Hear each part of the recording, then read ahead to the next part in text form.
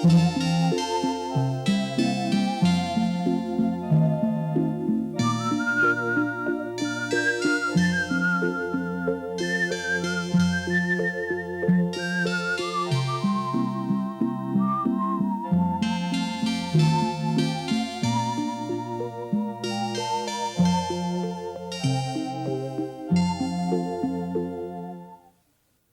안녕하십니까?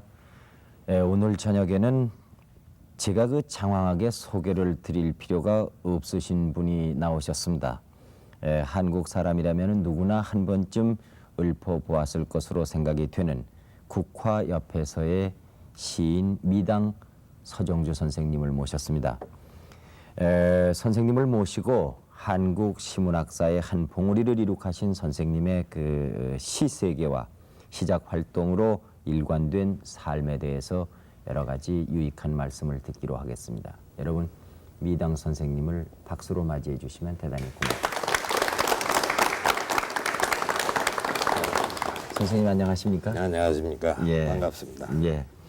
이 언제 봐도 그 변함이 없으시고 또 전혀 그 연세 제가 잘 알거든요. 그런데 점점 더 해를 거듭할수록 젊어지시는 것 같습니다. 저 비결이 있으신가요? 뭐 내가 원래 유치한 사람 아닙니까? 그래서 그런 것 같습니다.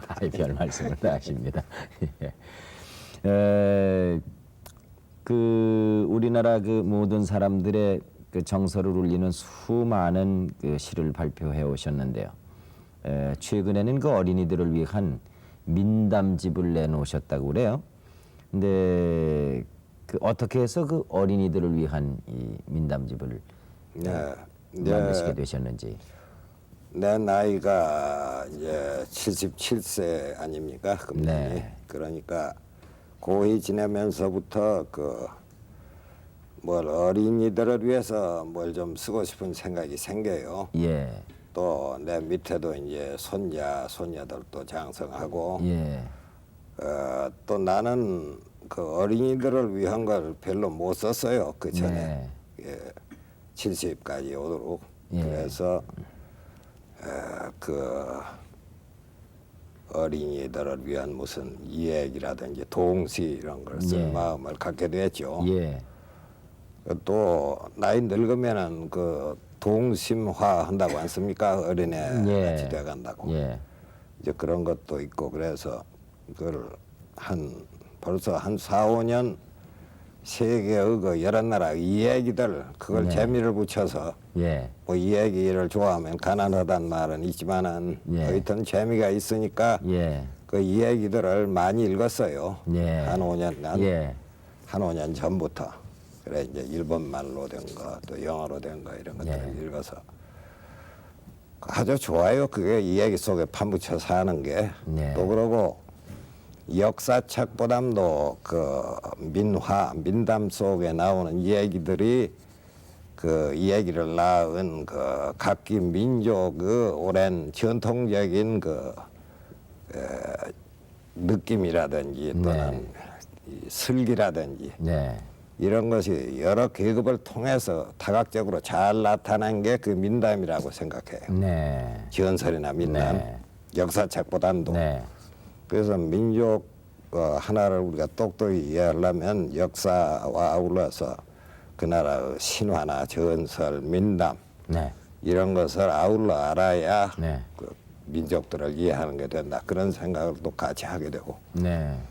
그래 저래서 그걸 민화를 많이 읽다 보니까 네. 이제 그 소년 한국일보라는데 그 김수남 씨라고 지금 거기 사장이죠. 네. 그분하고 내가 잘 아는 사이인데 네. 그걸 이야기 어린애들에게 적합한 민화만 골라서 미당 화술로다가 미당적인 문장 스타일로다가 아이들이 그 친하게 읽을 수 있는 그런 걸 좀 연재를 해달라고. 네. 그래서 한 1년 연재를 한 일이 있어요. 한 3년 전에. 네. 그래 이제 그것을 쓰다가 보니까 또 더 하고 싶은 욕심이 있고 책으로 또 펴내고 싶고. 네. 그래서 거기 신문에 연재하던 것을 갑절 정도를 더 만들었어요. 세계의 그 민담집이 우리나라 어린이들에게 정서 함양이라든가 올바른 정신을 심어주고 그리고 외국과 우리나라를 비교할 수 있는 기회도 될 테고요. 그건 참 미당 선생님께서 어린이들을 어여삐 보살피신 겁니다.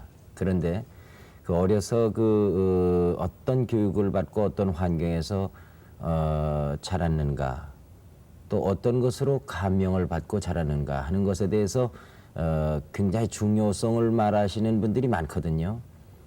그럼 선생님께서는 그 어린 시절을 어떻게 보내셨길래 이렇게 오늘날과 같이 훌륭한 시인으로 사실 수가 있었을까요? 참 그건 과찬의 말씀이고 저 자신은 뭐 아직도 일개 문학 청년으로밖에 자신을 못 느끼거든요. 늘 부족해서 자꾸 재표현하고 그런. 그렇기는 한데 어려서 이제 나한테는 내가 막 문학하는 사람이 되게 하는 데 있어서 그 양반이 무척 나한테 중요한 분이었던 것 같은데 내 외할머님입니다. 네. 외할머니가 네. 그 30전에 과부가 돼가지고 네. 우리 외할아버지는 어부였는데 네. 어부였는데 그 어느 해 봄엔지 바다에 고기잡이를 나가서 불교객이 되어버렸어. 폭풍에. 네. 그래가지고 이제 과부가 됐는데 30전에. 네. 근데 그 어부로는 뭐 배도 여러 척 가지고 또 농토도 좀 가지고 네. 먹고 살만한 재산은 있던 어부였어요. 네. 그래서 이제 우리 외할머니는 그 딸 둘과 아들 하나를 기르면서 네. 일생을 참 혼자서 사셨는데 네. 그 둘째 딸이 우리 어머니죠. 네. 그런데 그 이야기 책만 읽고 지내셨어요. 한문은 모르시니까 예. 조금밖에 모르시니까 네. 주로 이제 그 한글 네. 우리 국문으로 된 네. 이야기 책들. 뭐 중국 것으로 우선 삼국지 같은 것도 우리말로 다 그때도 번역되어 있었고 네. 그 외에도 중국 소설도 많이 번역되어 있었죠. 네. 중국의 그런 한글로 번역된 소설들을 비롯해서 네. 우리나라에서 한글로 번역되는 소설은 안 읽으신 게 없어요. 거의 다. 뭐 장에서 뭐다 사다가 말이지 장거리에 가면 사올 수 있었으니까. 그래서 그 내가 어려서 한 5살 때부터 찾아가면은 맨 그 이야기만을 내기다가 들려주셨거든. 네. 그래서 그 양반이 그 마을의 이야기꾼으로 아주 유명한 분이었는데 말솜씨가 대단하셨나 봐요. 예, 아주 이야기를 잘하셨어요. 예. 그래서 이제 내가 우리 어머니한테 이제 꾸지람을 듣는다든지 네. 그러면은 이제 외할머니한테로 달려가거든. 예. 가면은 이제 그 같은 뭐 이웃에 사셨습니까? 개울을 하나 건너가지고 예. 좀 걸어가야죠. 예. 그런데 이제 뭐 여름에 이제 그 집은 그 양반이 아주 그 마루를 깨끗하게 닦았는지 거울 같아요. 이렇게 아하. 비칠 정도예요. 예. 뒤툇마루도 그렇고 예, 예. 앞마루도 그렇고. 예. 그 뒤툇마루에 가서 이제 엎드려서 울거든. 어머니한테 꾸지람 듣고 가서는 울면 이제 여름에 뽕나무에 오디가 예. 이제 열 때는 그 오디 같은 걸 따다가 이제 아가 먹어라 하고 주시면서 그걸 안고 이 얘기를 또 시작하시거든. 그럼 이제 거기 앉아서 얘기를 듣다가만 자버리죠. 흔히. 네. 그게 이제 서당에 다닐 때도 서당에 나는 7살부터 9살까지 다녔는데 서당에 다닐 때도 뭐 틈만 있으면 거기 쫓아가서 그 할머니 이야기 듣는 게 재미였어요. 네. 그래가지고서는 그 뒤에 이제 나는 글 쓰는 사람이 됐는데 네. 지금 가만히 생각해 보면 그 내 시에는 네. 이야기적 요소가 많다 그래요. 무슨 아하. 사건성을 띠고 있어. 예. 예, 그건 이제 순서정 시에는 드문 거거든 그게. 예. 그래서 그런 것이 아마 그 할머니한테 외할머니한테 그 이야기를 듣고 자랐기 때문에 예. 잠재의식 속까지가 전부 그 이야기적 사건적인 어떤 추구라고 할까 네. 이런 것이 속에서 그 속에가 못이 베겼다고 할까 예. 공이가 베겼다고 예. 할까 그런 것 같아요. 예. 그러니까 그 어렸을 때 어떻게 자랐고 무엇에 심취했는가시 그것이 굉장히 일생을 살아가는 데 있어서 대단한 영향을 가진 것 같습니다. 그렇다고 생각합니다. 예. 근데 그 시인이 되겠다고 생각하신 건 언제였습니까? 그것은 이제 나는 철학자가 될 생각이었어요. 사상가, 아, 예. 사상가죠. 예. 철학자보다. 예. 그래가지고 이제 뭐 인생을 뭐 진리를 알아야 하지 않느냐. 네. 바로 사는 길을. 네. 그래서 이제 그런 방면으로 모색도 했고 10대 후반기에도 주로 그런 사상적 서적을 읽었어요. 네. 그래가지고 학교도 그 지금 동국대학교가 되었지만은 그 전에 중앙불교전문학교라고 거기를 다녔는데 거기는 동양 사상을 주로 하는 그 예. 사상, 예. 서양 철학사나 개론을 예. 가리키고 그런 것을 하는 과였어요, 문과라는. 예. 그래서 이제 거기를 내가 골라 들어간 것도 그 때문이에요. 예. 이 진리, 인생의 예. 진리를 탐구해 본다. 예. 그런데 거기 가서 공부를 하다 보니까 이 철학이나 사상은 이론으로만 전개하거든, 그 진리를. 안 예. 그럽니까? 학설. 예. 그러니까 자기가 가슴으로 느끼는 정서 표현은 안 되지. 잘. 예. 그건 안 되는 길이지. 그건 논문으로 되게 표현하니까. 예. 그래서 가만히 생각해 보니까 시라야겠어요. 예. 문학 표현이라야 느끼는 거나 또는 생각하는 양쪽을 다 할 수가 있다. 시건 수필이건 말이죠. 네.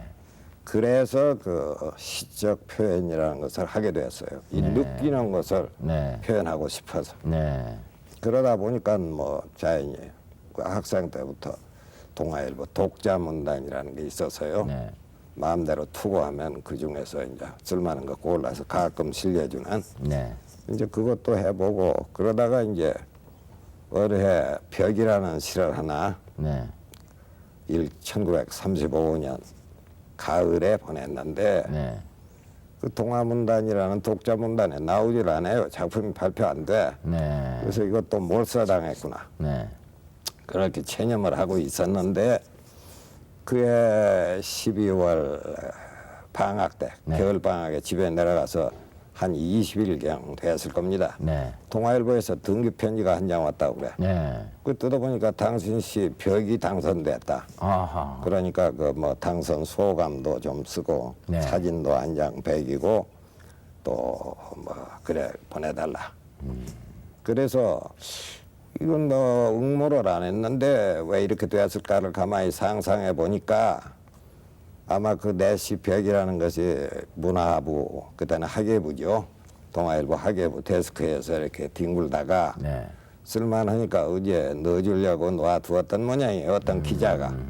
그것이 이제 신춘 현상문의 원고가 많이 그냥 밀어 닥쳐오니까 범벅이 된 모양이에요. 그 속에. 네. 그러니까 그 해야 마침 쓸만한 작품이 없으니까 내 벽이다. 그게 당선의 그 기회를 만난 것이지. 지금 그래서 선생님이 그렇게 겸손하시는 말씀을 갖다 여적지 저는 경청을 했습니다. 실감입니다. 이건 실감이에요. 아니 그럴 리야 있겠습니까? 네.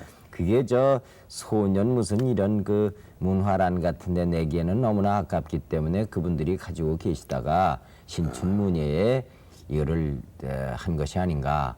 저희들은 이렇게 생각하게 글쎄 되는데요. 옳시다. 예. 그래서 그게 당선이 됐는데 그게 선생님 연세 얼마 때입니까? 그러니까 그때는 21살이죠. 1936년 1월 1일이니까. 예, 예. 그래가지고는 이제 그때는 시인이 수가 하도 적으니까 네. 뭐 신진 시인도 뭐 손으로 잴 수 있을 정도로 수가 얼마 안 됐어요. 네. 그러니까 거기 당선됐더니 뭐 사방에서 신문 잡지에서 그 다음부터는 원고 달라. 네. 그 일약 시인이라는 게 돼버렸지. 예. 그렇게 된 거예요. 예.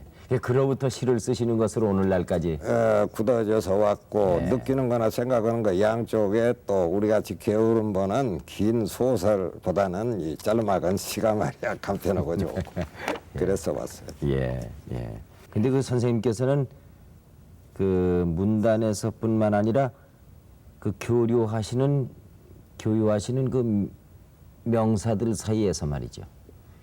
그 미당 서정주 선생님 그러면은 그 시와 쌍벽을 이룰 만한 그런 그 재미있는 일화가 많으신 주로 술에 관한 일화가 예, 많더군요. 예, 예. 어느 정도나 술을 약주를 좋아하십니까?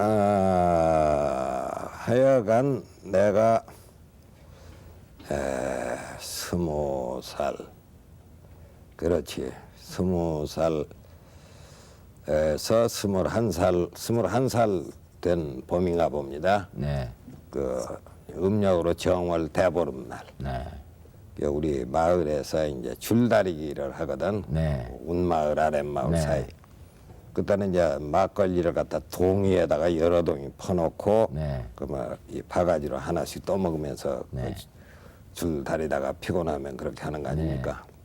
그런데 그때 이제 어쨌든 그 마을 사람들이 내가 술 먹는 걸 보려고 그랬는지 한동이를 한번 먹어보라. 먹어보자. 한동이를 누가 먹나 해보자. 예. 아마 그때는 내 미당이라는 호가 없었지. 아직 그때는 예. 그냥 이름뿐인데. 그래서 그걸 내가 아마 한동이를 거의 다 먹었던 것 같아. 네. 막걸리를. 예. 예. 난 친구가 조금 그럼 몸이 2배가 되셨습니까? 난 사람이 조금 거달아주고 예. 그 동이가 얼마나 동입니까? 그러니까. 한말들이 되는 한말들이요? 한말들이 대성 한말들이. 아, 그러니까 예. 그것이 기억에 남아 있어요. 한아름 되지 않겠습니까? 그것도? 하나름이죠. 그러면. 그런데 그 뒤에는 뭐 약주, 탁주, 소주 네. 무슨 술이든지 먹었다고 얼마든지 예. 먹고 그렇게 했어도 그게 해서 일생 마신 게 아마 한 만석은 충분히 마셨을 것 같은데 우리 안 사람 보고 물어보니까 아마 그럴 거라고 그래. 예. 나는 야, 한 2, 3천석은 마셨나? 그러니까 아니라 그래 한 만석 마셨을 거라고. 근데 이제 예. 60 넘으면서 예. 안 돼요. 예. 이건 또 병이 나고 몸살이 나서 안 돼. 그 다음에 이제 이 해방 후에는 우리 주붕들이 이제 몇이 있었지. 네. 이제 김광주 첫째. 네. 그 보셨겠죠, 김광주. 그럼요. 소설가 김광주 씨. 네. 그 사람 나하고 친구고. 그 나보다 선배로 김진섭 씨라고 있었어. 청천. 네. 호를 냇물 흘러가는 소리를 네. 듣는다 해서 네. 청천. 그 서울대학 교수고 철학자. 네. 생활인의 철학이라는 그 수필집도 네. 6.25 사변은 그 납치당했습니다만 네. 이제 그분이 그 우리나라 문단에서는 그 아주 제일 주도 사범 아주 제1호였어. 청천이. 예. 거기는 이제 가령 월탄 박종화 네. 선생댁 같은 데서 이제 술 대접을 하려면 네. 하루짜리 대접이 아니거든. 네. 이틀이나 사흘 잡아서 초청해. 그러면 사흘 동안을 계속해서 그럼 약주를 드시는 겁니까? 예. 그러니 밤내 먹다가 새벽에 이제 깨서 또 마시다가 잠들었다 해장을 하지. 네. 근데 해장을 하고 나면 또 이어서 이튿날 또 시작하는 거예요. 네. 그래가지고 이제 그 해질 무렵에는 이제 과천이라든지 월탄 그 산장이 있었거든. 네. 그쪽으로 또 옮겨서 한 사흘째는 이제 그런 데서 마시지. 그러다가 헤어지는데 이제 그런 술자리 역시 일정 치하에 예. 그 이제 식민지 사람으로 살면서 네. 이제 여러 가지 답답하고 울분하고 이런 것이 쌓인 나머지에 네.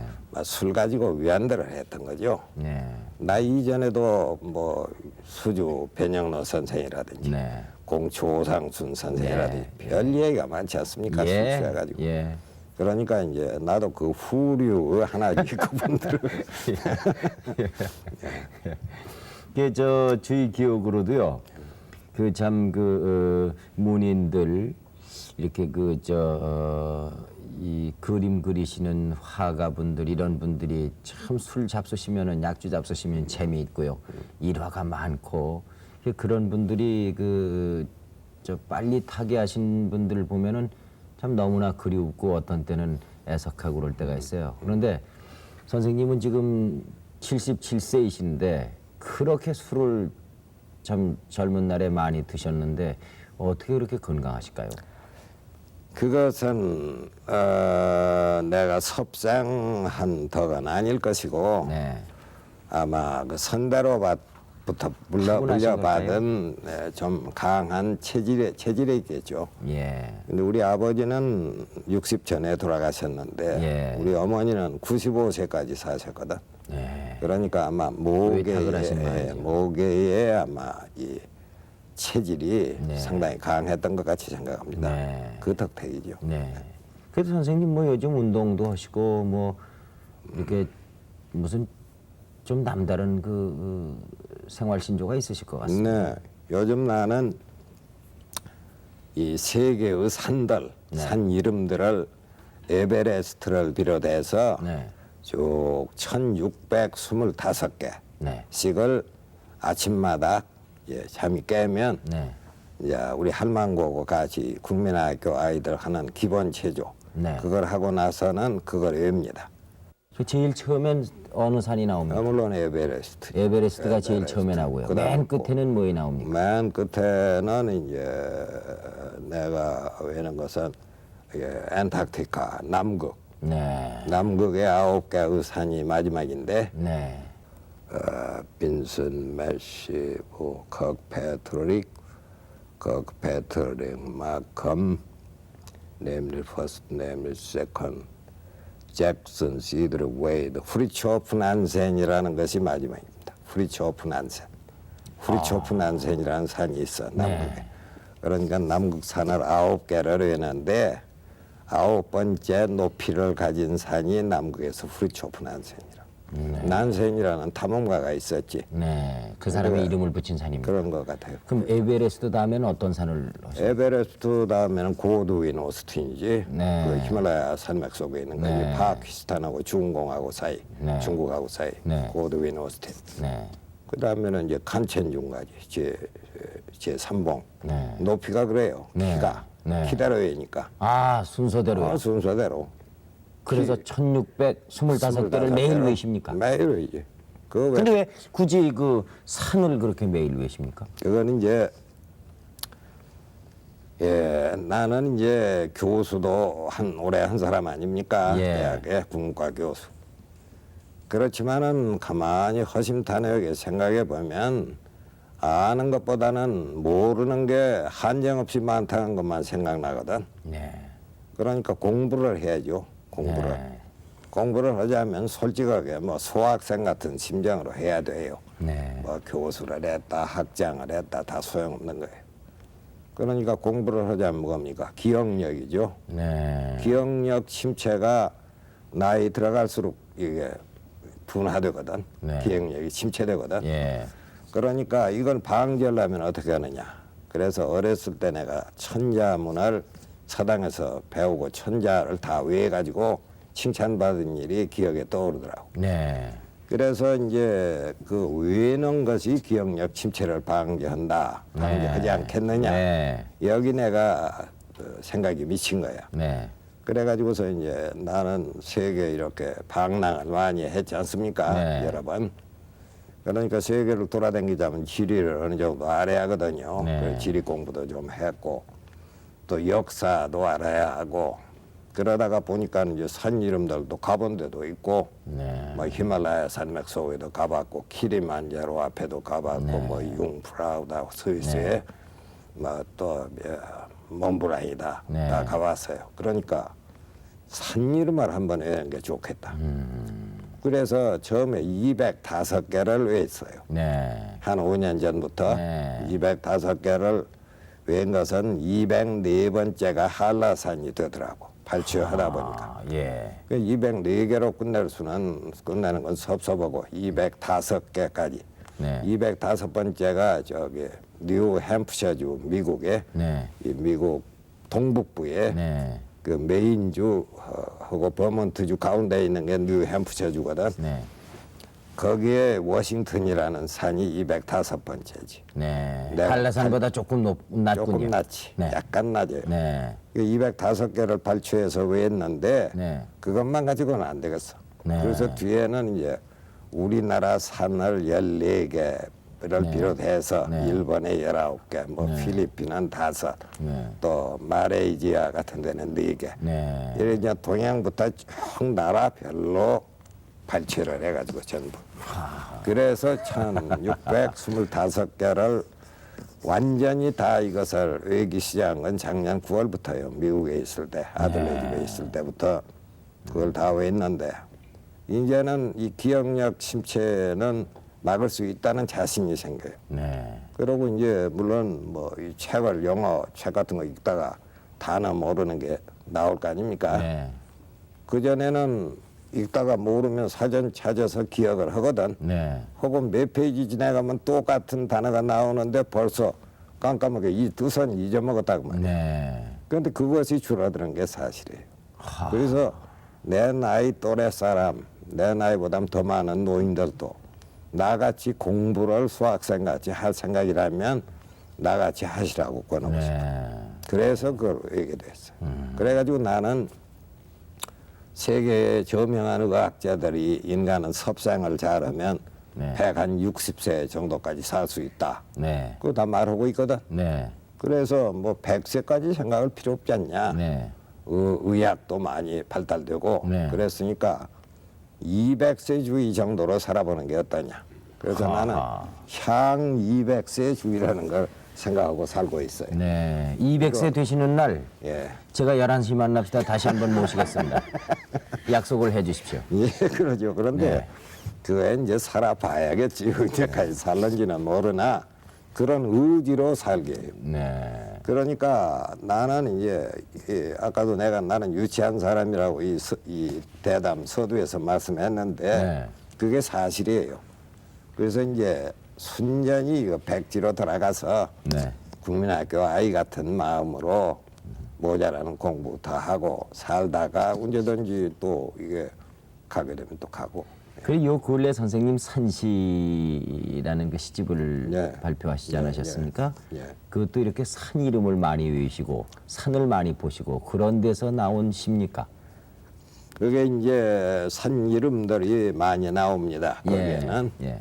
뭐 에베레스트도 나오고 뭐 이 각 지역에 6대주에 있는 산들이 뭐 남극은 소재로 안 했습니다만은 뭐 적당히 많이 나오는데 네. 그 산만 가지고 됩니까? 또 산도 내가 못 가본 데도 있고 네. 그러니까 그건 이제 그 산이 있는 나라의 신화, 전설, 또 민담, 민화 네. 그런 것들은 이제 그것도 역시 이야기의 어떤 구성으로다가 네. 그렇게 해서 꾸몄어요, 대개. 아, 그러시군요. 네. 네. 근데 그 저 선생님 호가요. 네. 호가 그 미자에다가 그 안일 미자든가요? 안일 미자, 네. 거기에 이제 그 집당자라고 그러죠? 예, 집단. 예. 근데 그 어떻게 해서 그 호는 언제부터 사용하셨는지? 네. 내가 이제 일정 시절 네. 일본 식민지 시절에는 네. 자호를 궁발이라고 했어요. 궁발이요? 궁발. 궁할 궁자. 네. 가난하다는 궁할 궁자. 네. 궁피파다 뭐 이럴 때. 궁피바다 할 네. 때 궁자. 네. 그자하고 이제 터럭발자. 이 네. 터럭발자 네. 궁발. 그러면 이제 궁발이라 하면 머리털이 다 빠져서 궁발이냐, 뭐 네. 연병을 앓고 나서 머리가 빠졌다는 말이냐, 네. 그렇게 생각하기도 쉬운데 그게 아니라 이 장자 남하경이라고 그러죠. 그분의 경을. 네. 그 남하경 외편에 보면은 궁발이라는 말이 나와요. 네. 궁발은 뭐냐 하면 그 남하경 궁발 주에 말하기를 궁발은 그 북명불모지지야. 북쪽 어두운데 지금 같은 북극이지. 네. 북극 어두운데 불모지지라면 풀도 안 나는 데를 네. 말한다. 네. 그게 못 살 곳이지. 예.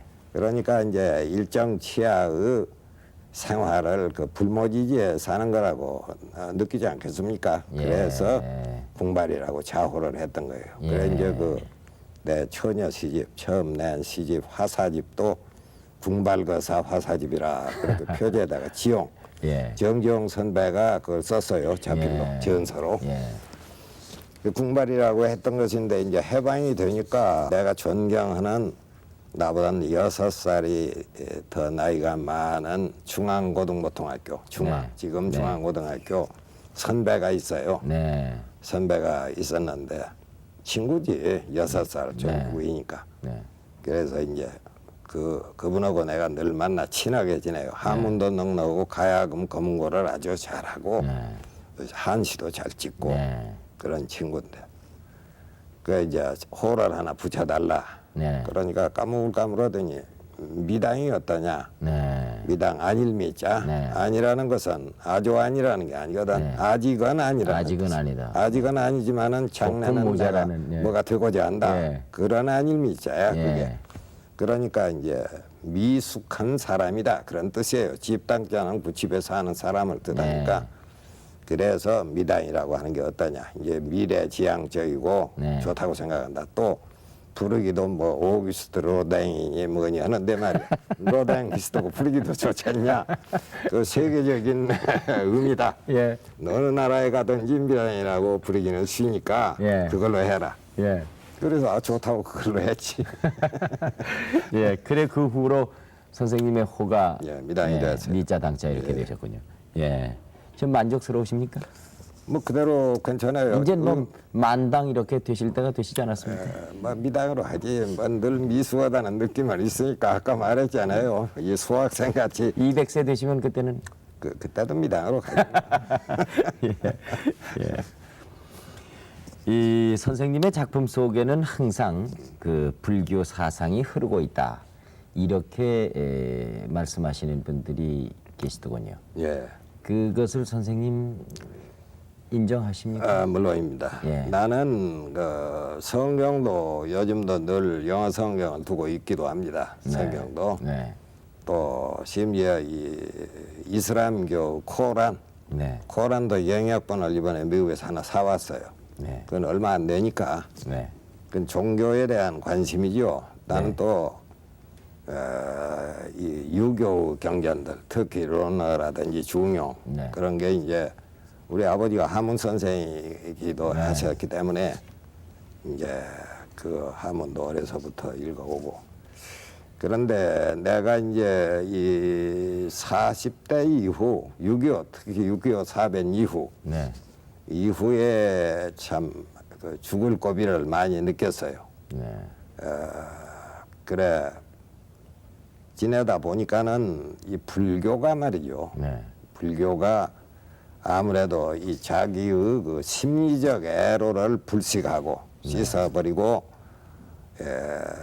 마음을 가라앉혀서 정리시키는 데는 방법론이 있어요. 불교에는. 네. 근데 성경, 기독교 성경이나 딴 종교 경전에는 그런 방법론적인 요소가 없어요. 네. 자기의 그 심리적 애로를 가라앉히고 정화하는 길. 네. 구체적으로 어떻게 해야 한다는 게 없어. 딴 종교는. 네. 잘 아시겠지만. 그래서 불교 쪽에서 그걸 배웠어요. 네. 이 선이라든지 이런 길. 네. 첫째 무슨 걱정거리라든지 고민이 마음속에서 일어나지 않습니까? 네. 그러면 이제 그것을 스톱시키는 걸 방하책이라고 그래. 불교 참선에서는 놓아서 내 던져버려라. 네. 놓을 빵자, 아래 하자, 던질 척자. 근데 그것이 바로는 안 돼요. 네. 연습을 해야지 오래오래. 그러면 이제 그 마음속에 고민이나 걱정이 일어나면은 이것을 내 던져야 한다. 실어버려서 내 던져야지. 이거 마음속에 그리고 지내봤자 뭐 해결이 되더냐. 네. 괜한 그 걱정만 늘지 밤잠 못 자고. 그러니까 이것을 방아척해라. 실어내버려라. 그래서 처음에는 안 되더니 걱정해봤자 소용없는 일이라는 걸 내가 아니까 네. 서서히 몇 년 지내는 동안에 돼요. 그게. 네. 돼서 이제 막 그 훈련에 와서는 대개 고민이라든지 그런 거 안 합니다. 뭐 걱정하던 것도 막 방아척 해버리고 가만히 있고 어린애 때야지 좋은 냇물이 흘러가고 감나무에 감이 익어가고 그런 경치 같은 것이나 마음속에 떠올리거든 추상 추억으로. 네. 그러고 있다가 보면 잠이 들어버리고 그래. 네. 이제 그렇게 살아왔어요. 이 나이 먹은 뒤에는. 네. 이제 그런 식으로 불교에서 배우기 시작한 거야. 그 심리적 애로를 불식하는 길을. 네. 그렇기 때문에 불교 시의 그 불교 정신이 예. 어쩔 수 없이 흐르고 있다. 그래 불교 덕을 본 거예요. 네. 거기다가 이제 이건 좀 전문적인 얘기입니다만은 간단히 말씀하겠습니다. 네. 이 불교에는 그 논리라는 걸 중요시하지 않아요. 네. 뭐 이 세상에서 모든 이치를 깨는 데는 논리라는 걸 중요시하는 것인데 불교에서는 시비선악 이런 것을 논리적으로 추구해 가는 것은 네. 한영없는 이것은 애로라고 해요. 네. 애로니까 이것도 내 던져버려야 해. 던져버리고 뭐냐? 그러면 어린애가 전매기 어린애가 빙그레 천진무구하게 웃는 것이나 꽃이 아주 찬란하게 피어 있는 상태나 네. 그런 걸 니르바나라고 그래. 열반. 네. 열반 법렬의 경기. 그것은 시비선악이나 논리 이상의 세계다. 네. 이것이 모든 생명의 근간이 돼야 한다. 인간 생명의 근간도. 그러니까 이제 석가는 뭐 말하다가 이렇게 꽃 하나를 이렇게 들어서 만지거든. 네. 그걸 옆에 있던 제일 큰 제자 가섭이 보고서는 빙그레하게 웃고 있었다 해서 염하미소라고 않습니까? 근데 그런 것 등을 배운 것은 불교에서거든. 네. 그러니까 이 고민거리 많은 나라에서 네. 할 수 없어서 도달한 것이고 불교에서 뭐 좀 조박을 얻어서 네. 그래가지고 자기를 구제하노라고 애쓴 거죠. 근데요, 그 이왕에 모신 김에 제가 한 말씀만 더 궁금한 걸 여쭤보겠습니다. 말씀하세요. 그 선생님의 시세계와 작품 얘기를 하다 보면은 그 아까도 그 처음에 제가 말씀을 올렸습니다마는 국화협회서를 말하지 않을 수가 없습니다. 그나마 선생님도 잘 여러 번 그런 반응을 받으셨을 거예요. 근데 사람마다 그 제각기 해석하면은 된다. 시라는 것은 이렇게 이 얘기를 하지만은 그래도 선생님은 이 국화협회서를 쓰실 때 어떤 기분에서 어떤 동기로 쓰셨고 또 그것을 어떻게 해석해 주기를 바라시는 것인지. 그때 내 생각을 지금 회고해 보면 막 비극을 통해서 네. 슬픔이라는 것은 인간 사회에 사람들에게 없을 수 없는 거 아닙니까? 슬픔이라는 건 필요하다 오히려. 네. 슬픔을 먹고 산다 사람들은. 네. 슬픔을 통해서 오히려 자기 정화도 하고 네. 자기라는 걸 키워도 가고 이제 그런다는 생각이 그게 1947년이면 벌써 내가 그덕이 32살 되니까 우리 나이로 33살 네. 이제 막 그런 생각이 하나 들어 있어서 봄부터 한 송이 국화꽃을 피우기에 봄부터 소작새는 그렇게 울었나 보다. 그러나 보다. 예. 소작새라는 건 그 귀족도 두견새 네. 그 슬프다고 하는 새 아닙니까? 중국 얘기도 그렇고 네. 우리나라도 그렇고. 그러니까 막 슬픔이라는 것은 인간에게는 뭐 불가피한 있는 것인데 한계의 아름다움이 성립하고 탄생하려면 슬픔을 통과해서 그걸 정화해가지고 마지막에 꽃 피는 거다 하는 내 생각. 예. 또 그다음에 그 해방이 돼서 네. 많은 고생, 일정 기하의 고생을 겪고 나서 왠가 위험을 말이죠. 천둥이나 먹구름 같은 그런 위험 상태를 거쳐서 우리가 다시 해방이 됐으니까 꼭 무슨 우리가 자율적으로 해방한 것도 아니지요. 물론 우리 민족 선열들이 중국이나 저런 데서 독립운동을 하신 덕도 있지만은 뭐 미국 사람들이 그때 일본을 항복받은 걸로 우리가 덕을 봐서 해방이 됐는데 그야 의컨 간에 해방은 됐다. 우리가 그래도 참았으니까 자살이라든지 그런 걸 하지 않고 그 어마어마하게 위험한 속을 돌파해서 살아남았으니까 가을에 피는 국화같이 이렇게 우리가 피어 살아있지 않냐. 그런 생각도 일어나고 이제 또 비유하자면은 국화라는 것은 사람 여자에 비긴다면은 오상고절 이 서리를 무릅쓰고서 피어나는 그 외로운 절개처럼 피는 곳이니까 옛날 국화의 시에도 뭐다 그런 뜻으로 나타납니까? 그러니까 국화라는 꽃은 여성에 비긴다면 아무래도 20대나 그런 애숙녀의 여인보다는 아마 이거 중년 여인의 아름다움이나 비교할까? 막 그런 비유는 또 그때 씻으면서 또 그 제절로 구상하게 되고 또 그때 국화가 필 때 그 서리가 바깥에 오는 걸 의식하고 있으니까 그런 서리를 무릅쓰고 나는 피고 또 너를 생각하는 나는 잠도 못 잔다. 이런 게 이제 마지막 구절이 되고 뭐 어떤 시가 제일 좋다고 생각하시느냐 이렇게 묻는 것 자체가 정말 참 선생님 생각하시기엔 우문이 될런지 모르겠습니다만은 그래도 그 꾸지람을 좀 각오하고라도 제가 여쭤본다면 예, 어떤 아닙니다. 시를 가장 예, 그 좋아하십니까? 그런 질문을 대단히 감사하게 또 외람되게 생각합니다. 그런데